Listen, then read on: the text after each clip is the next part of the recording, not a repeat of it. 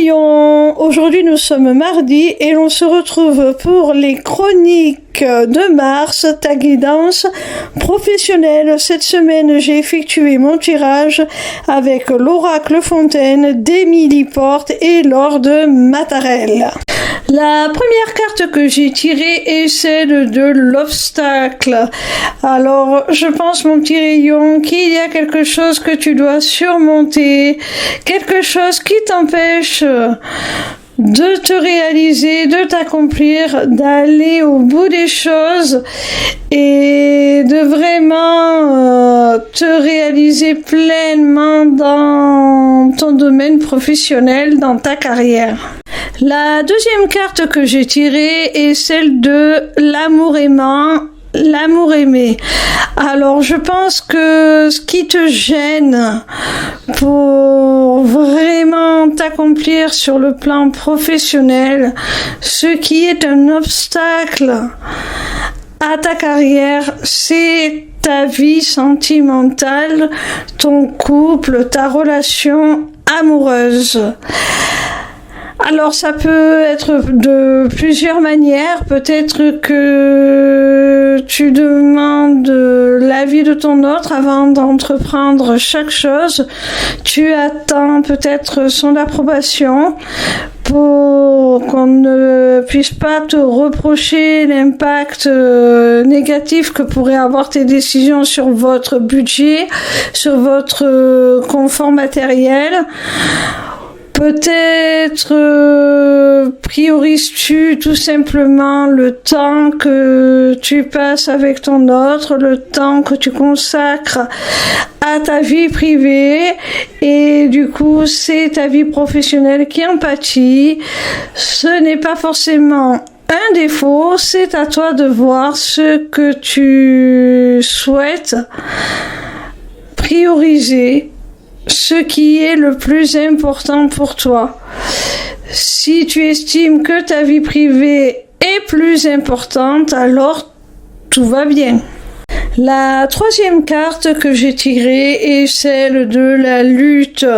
Alors mon petit Rayon, soit tu éprouves vraiment un conflit intérieur entre ce que tu voudrais atteindre sur le plan professionnel, tes objectifs de carrière et les sacrifices que ça te demande sur le plan privé, ou peut-être es-tu tout simplement en conflit avec ton autre par rapport à des décisions que tu as prises pour ta carrière. La quatrième carte que j'ai tirée est celle du ciel. Elle montre, mon petit Rayon, que tu es quelqu'un qui a besoin énormément d'autonomie et de liberté. Il te faut une certaine amplitude de mouvement et si on ne te l'accorde pas, tu es prêt à reprendre toute la liberté dont tu as besoin, c'est-à-dire tu n'hésites pas à quitter un poste, un travail qui ne te convient plus. Cette carte évoque aussi de grands changements, que ce soit une mutation, que ce soit l'acquisition de nouvelles compétences qui peuvent te permettre d'accéder à des postes plus élevés dans la hiérarchie.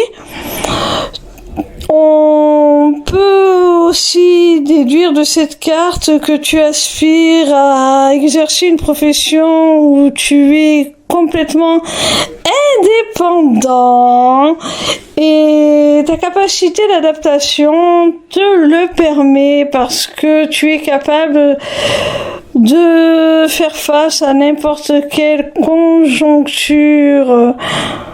Ton intuition et ton inspiration te guident et tu arrives très bien à tirer ton épingle du jeu de n'importe quelle situation. Attention tout de même à ne pas être trop dans ton monde, on va dire, un peu sur ton petit nuage, un peu désinvolte, parce que on pourrait te reprocher de n'être pas assez concentré sur ton travail et de fuir devant tes responsabilités. La cinquième et dernière carte que j'ai tirée est celle de la mer. Elle t'indique, mon petit rayon, que tu es quelqu'un doté d'une grande imagination, d'une grande créativité, avec une richesse des émotions assez conséquente, ce qui pourrait faire de toi un artiste né. Tes émotions, ton empathie pourrait aussi très bien coller avec un engagement humanitaire ou dans un ordre religieux. Par contre, tu pourrais avoir énormément de mal à t'adapter à tout type d'entreprise au fonctionnement beaucoup plus classique. Dans un contexte beaucoup plus péjoratif, on peut t'indiquer, te mettre en garde contre une ambiance assez trouble au travail où tu pourrais faire face à de la fourberie, à des tromperies, donc fais attention, on pourrait te dissimuler des informations, on pourrait te manipuler, fais très attention. Tu dois aussi prendre en compte le fait que cette carte peut t'indiquer que tu pourrais être quelqu'un de désorganisé, d'un peu déstructuré dans ta façon de gérer ton activité. Et ça ne te permet pas d'atteindre pleinement tes objectifs, d'être pleinement productif. Donc fais aussi attention à ça si c'est le cas.